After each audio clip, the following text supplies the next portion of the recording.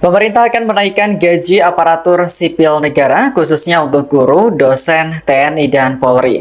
Kebijakan ini berdasarkan Peraturan Presiden Nomor 79 Tahun 2025 tentang pemutakhiran rencana kerja pemerintah tahun 2025 yang disahkan Presiden Prabowo Subianto pada 30 Juni lalu. Dikutip dari salinan Perpres yang diunggah di laman resmi Kementerian Sekretariat Negara, Prabowo mengubah sejumlah program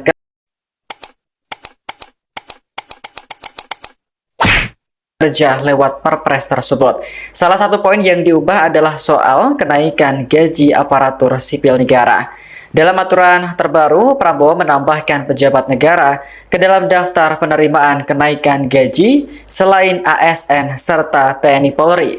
Sebelumnya dalam Perpres nomor 109 tahun 2024 tentang rencana kerja pemerintah 2025 tidak tercatat ada kenaikan pejabat negara. Tak hanya soal gaji, pemutakhiran RKP 2025 juga memuat sejumlah program quick wins atau hasil terbaik cepat. Mulai dari memberi makan siang dan susu gratis di sekolah, serta pesantren, kemudian bantuan gizi untuk anak balita dan ibu hamil. Selanjutnya, membangun sekolah-sekolah unggul terintegrasi di setiap kabupaten dan memperbaiki. Maka karena itu tidak perlu sebetulnya ribut-ribut di masyarakat. Karena toh juga uangnya ada.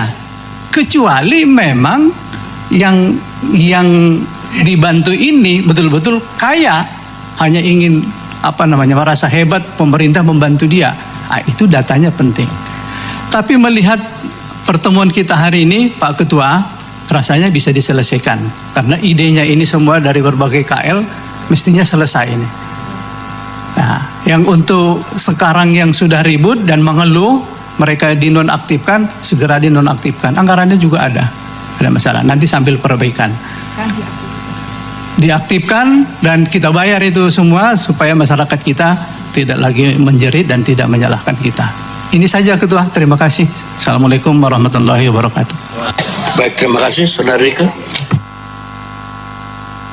Baik, terima kasih. Assalamualaikum warahmatullahi wabarakatuh. Salam sejahtera untuk kita semua. Om Swastiastu, Namo Buddhaya, salam kebajikan, rahayu.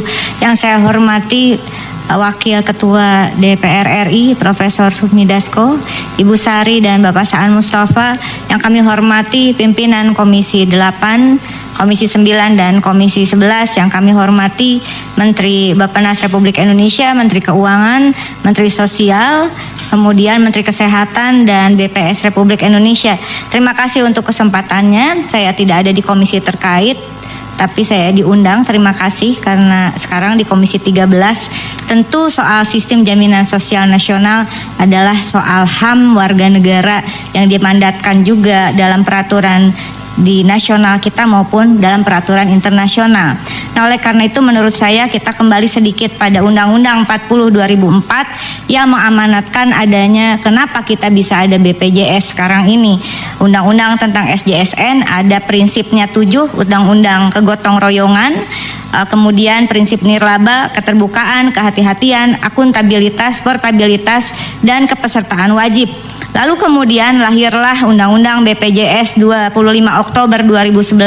Saya dengan Ibu Putih Sari berjuang waktu itu di Komisi 9. Kami sama-sama dalam keadaan hamil. Disahkan di paripurna DPR pada tanggal 25 Oktober 2011 dengan Undang-Undang Nomor 24 Tahun 2011. Undang-undang ini lahir tidak dengan mudah, Bapak Ibu yang kami hormati. Undang-undang ini bertahun-tahun kami perjuangkan.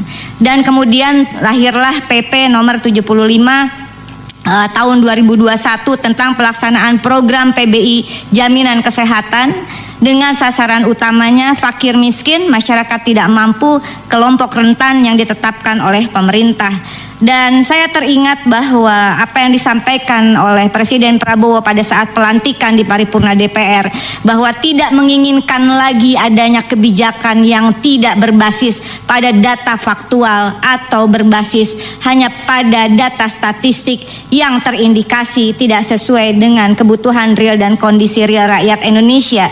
Bapak Ibu yang kami hormati, tadi dikatakan peserta PBI yang ditanggung oleh APBN 96,5 juta sekian begitu.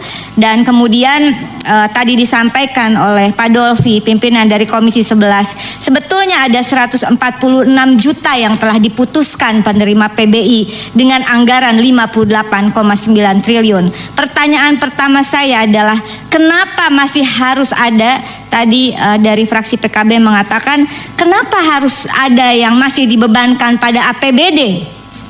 Pada APBD dengan total kepesertaan data tadi disampaikan per bulan Februari ada 47.392.788 orang masih dibebankan kepada APBD. Padahal di dalam APBN sudah diamanatkan 146 juta dan yang telah dialokasikan 96,515 juta. Artinya keseluruhan peserta PBI saat ini adalah 143.908.093 peserta. Dikalikan jumlah penduduk Februari saat ini, kalau di googling, ini juga datanya belum pasti, tapi anggaplah benar 287,041161 jiwa.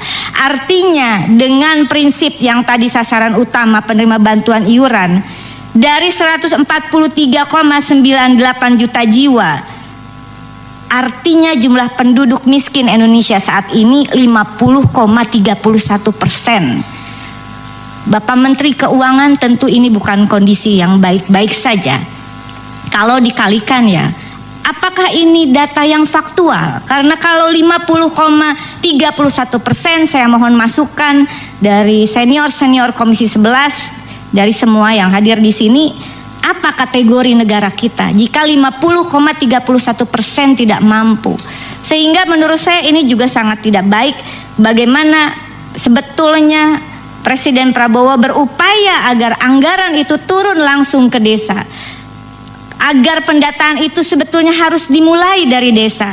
Oleh karena itu izin saya merekomendasikan, pertama, saya sepakat reaktivasi peserta yang dinonaktifkan tadi segera, karena ini mohon izin pimpinan, mereka sangat, ini persoalan nyawa. Ada 120.472 orang kali 42.000 kali 3 bulan hanya 15,179 miliar, bukan uang kita. APBN bukan uang saya, bukan uang kita, uang rakyat. Saya kira cukup ini. Saya yakin Pak Purbaya juga akan mengatakan tadi cukup karena sudah dialokasikan, sebetulnya tinggal diturunkan. Yang kedua adalah benahi ekosistem data yang terintegrasi mulai dari desa dan kelurahan.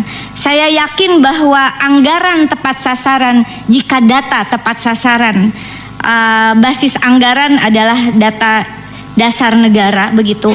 Karena itu saya dalam hal ini mengapresiasi khususnya kepada Bapak Prof. Dasko yang menginisiasi adanya prolegnas prioritas 2026 tentang RUU 1 Data Indonesia yang diinisiasi oleh DPR RI khususnya Balik Republik Indonesia. Demikian pimpinan, sekali lagi mohon dukungannya kita untuk membenahi data negara, karena kita percaya bahwa di balik angka dalam data negara ada nasib dan nyawa jutaan rakyat yang dipertaruhkan. Ini bukan soal